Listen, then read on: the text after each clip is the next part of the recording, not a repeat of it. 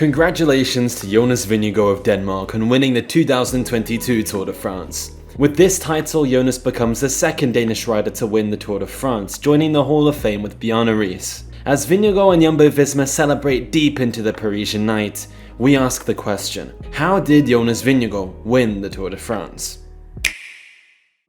Jonas Vingegaard's pathway to Tour de France glory this year all began last year on the road to the Grand Boucle in France. After finishing in second place at the 2021 Tour de France, Jonas Vingegaard was granted right of passage onto the start list for the 2022 edition at Jumbo-Visma. Alongside Slovenian star Primož Roglič, Jumbo focused on a strategy of two leaders from the get-go in 2022. Jonas' season began strongly in the Rhone Valley back in February, when the Dane took his first ever one-day race victory at the Drôme Classic. A month later, Jonas' first rendezvous with Tadej Pogacar, the reigning champion of the Tour de France, would take place at Tirreno Adriatico. Here, Jonas Vingegaard tried to come close to Pogacar, but the Slovenian was too strong.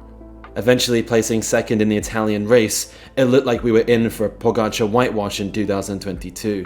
However, once Jonas and Roglič joined forces at the 2022 Criterium de Dauphiné, things looked different. The two worked well together at the Dauphiné, with the duo triumphant arm-in-arm on the final mountain stage. This placed Vingegaard in second place overall behind his teammate, but surely Jonas was getting fed up of being second best.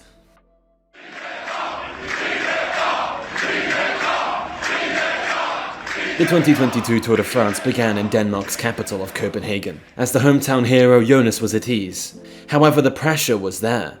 After finishing in second place in 2021, Danish fans were hoping for one better from Jonas, who had been chaperoning a new faith in Danish cycling. Starting the race with one of the strongest team sheets we've ever seen at the Tour de France, it's clear why so many Danish fans believed in him. There was Wout van Aert, Primož Roglič, Stefan Kruijswijk and Sepp Kuss, just to name a few. These aren't lightweights in the Tour de France, so Jonas was well protected. However, crunch time would soon come on the opening time trial around Copenhagen. Riding into a hurricane of support from the home crowds, Vingegaard sailed around the Copenhagen course rampantly, placing himself in top 10. Crucially ahead of Roglič, but behind Pogacar and GC. However, with just a 15-second deficit to the yellow jersey Yves Lampaert, Vingegaard wasn't out of sight nor out of mind. After a tense couple of days in Denmark, Jonas navigated his home road safely to keep his place in top 10 in GC. Whilst Vingegaard soaked up the home support, it was his teammate Wout van Aert who cruised into the yellow jersey after the stage 2 sprint in Nyborg. This placed Jumbo in the forefront as the new race leaders. Back on French soil for stage 4, Jumbo led from the front. On the approach to Calais, an unsuspecting climb on the shore of the English Channel became an amphitheatre for Jumbo-Visma excellence. The short steep climb of the Cap Blanc saw the team rip apart the race to give Wout van Aert the best possible chance of victory. This worked to a T. Not only that, but in the chaos, Jonas appeared stronger than his teammate Primož Roglič, who was dislodged early on the hill. Once the dust had settled on this masterpiece from Jumbo-Visma, the riders were fixed on stage 5's day in the cobbles. However, Jumbo-Visma's high from stage 4 would come crashing down very soon. After negotiating half of the cobble sectors safely, Jonas Vingegaard gets into difficulty and is in need of a new bike. First he takes teammate Nathan van Hooydonk's bike, but it's far too big. Then chaos continues. Jonas wants a new bike, switches over again, however the race was on, and Vingegaard had minutes to catch up to Pogacar. With the help of teammates, Vingegaard made it back to the peloton.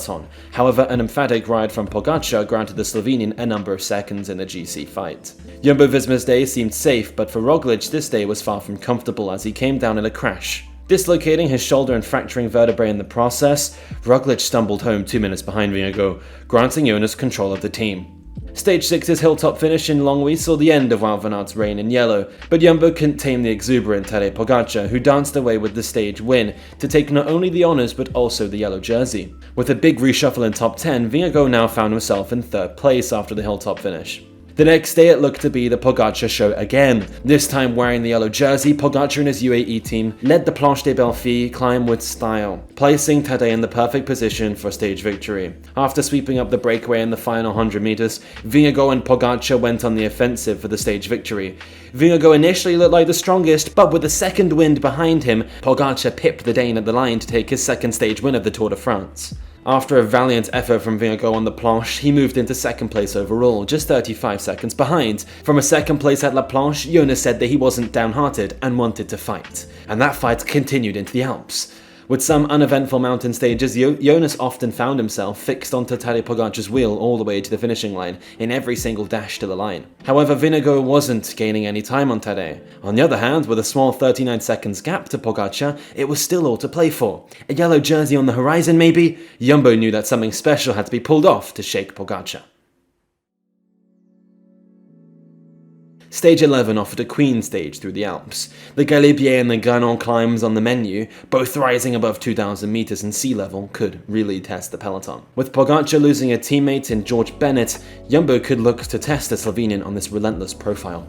Already looking isolated on the Telegraph climb 70 kilometers from the finish, Roglic rolled the dice and jumped away over the top. Naturally, Pogacar responds to his countryman. With Jonas waiting in the wings, Jumbo play Tadej on the Galibier, launching attacks like confetti on the roads of the mythical climb. Eventually, Pogacar decides that he wants to lead from the front, attacking towards the summit of the Galibier. However, this would backfire as the race came back together on the descent of the climb. With a long downhill before the final kicker to the Col du Granon, Jumbo reorganized and formulated a plan. With Pogacar looking jovial and ready for the climb, he sent his teammate Rafał Majka to the front. With 4 kilometers to go, however, the tables turned as Jonas Vingegaard launched an almighty attack on the Granon. Responding behind was Majka, but once he looked back, he was greeted with a depleted Tadej Pogacar, who was crumbling on the Col du Granon. Sweeping past the remnants of the breakaway and early chances, Vingegaard soared all the way to the finishing line to seal his first ever Tour de France stage win. Not only that, he secured the yellow jersey convincingly, as his competitors wavered behind him. However, the damage was done as the reigning champion Tadej Pogacar rolled across the line 2 minutes and 51 seconds in arrears. After establishing his dynasty in the Tour de France in the previous 2 editions, it looked like Tadej Pogacar had finally met his match. There was no time for celebrations, however, as the racing continued the next day. With a tough finish to the Alpe d'Huez on the cards, Vingegaard and Pogacar clashed again. On the iconic 21 hairpins of the Alpe d'Huez, Jonas was fixed to Tadej's wheel while Sepp Kuss delivered a first-class team effort to keep Pogacar's attacks at bay. However, once Pogacar launched away with 3 kilometers to go, he couldn't distance himself from the yellow jersey of Jonas Vingegaard. All the way to the end of the stage, Jonas and Tadej rode in tandem, moving the GC gap between the two to 2 minutes and 22 seconds. Moving from the Alps across to the Pyrenees, Pogacar tried whenever he could to leave Vingegaard behind. However, no matter how many attacks he placed, Jonas was always there. Moving into the third week of racing, Vingegaard and Pogacar were still going tete-a-tete. However, both of their teams had issues. UAE were losing personnel, but so were Jumbo-Visma, who lost both Roglic and Kruijswijk.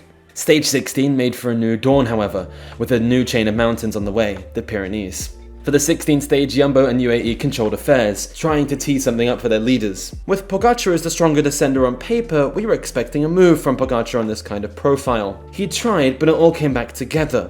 Over the final climb of the Mur de Péguin, Pogacar settled and accepted the fact that there was no chance of escaping away on stage 16. For Jumbo, they cunningly placed some riders in the breakaway, and Wout van Aert, the last left in the breakaway, remained in the group of favourites all the way to the end, diffusing any remaining attacks Pogacar might have wanted to place. Stage 17, however, had a more open profile.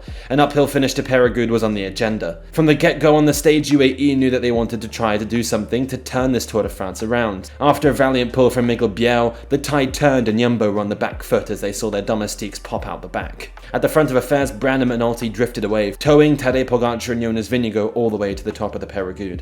On the difficult slopes of the airport runway in the final kilometre, Pogacar chipped away at Vingegaard to take the stage win, but Jonas showed that he wasn't going to let Tadej get away lightly. All in all, with time bonuses, Pogacar's gap in the GC came down to 2 minutes and 18 seconds. Stage 18 offered the final day of racing in the mountains at the 2022 Tour de France. Jumbo looked fierce from the flag drop, placing Wout van Aert in the breakaway. With a number of teammates left to control the peloton, all Vingegaard and Pogacar could do was wait. Over the top of the penultimate climb of the day, Pogacar rolled the dice big time, attacking away. With him came Jonas, and they stuck together on the descent. However, on the downhill, we witnessed quite the sportsman moment. After they both suffered some wobbles, they both waited for each other, knowing that this wasn't the way they wanted to win the Tour de France. In mutual respect, Pogacar and Jonas shook hands, demonstrating the class of this rivalry. In the chaos, however, Vingegaard's teammates came back, enabling him to isolate Pogacar in the final climb. The killer blow in the Autocam, however, would come when Wout van Aert, the green jersey, swept back from the breakaway to take turns on the front of the Pogacar and Vingegaard double-act. In the matter of a couple hundred meters of Van Aert joining the group, Pogacar was dropped, allowing the yellow jersey and the green jersey to fly away up on the slopes of the Autocam. Jonas soon surpassed his teammate to take the stage win in emphatic style at Autocam. It's all historical as well, as Bjarne Riis won on this summit finish back in 1996 whilst wearing the yellow jersey. Jonas was clearly jubilant with a stage win and an impending yellow jersey in Paris waiting for him. However, Jumbo-Visma kept up the celebrations through the next 2 stages, after seeing Christophe Laporte take the stage win in Cahors, and stage 20's time trial in Rocamadour would be won by Wout van Aert. In that time trial, in fact, Jonas showed his strength even more, taking second place on the day behind his teammate and placing more time into Pogacar.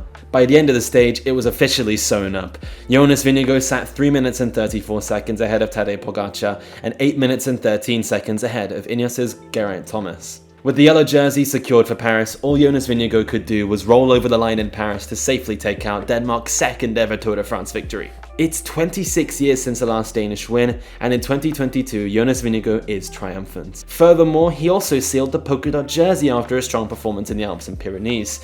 This marks the 3rd time in a row that the winner of the yellow jersey has also won the polka dots. If you're looking for more facts about Jonas's triumph, well, in fact, the Dane is the most northerly born Tour de France victor in the history of the race. With all this success of this year's Tour de France, we hope you join us in congratulating Vingegaard on these great achievements. And if you enjoyed this video charting how Jonas Vingegaard won the 2022 Tour de France, then you can subscribe to the Cycling Dane YouTube channel and our social media. All of the links are available in the description below. Let's also get a conversation going in the comments. What is your memory of Vingegaard in this Tour de France, and how would you rate this Tour de France in comparison to years gone by? That's all we have time for in this video. Thank you very much for watching, and we will see you around.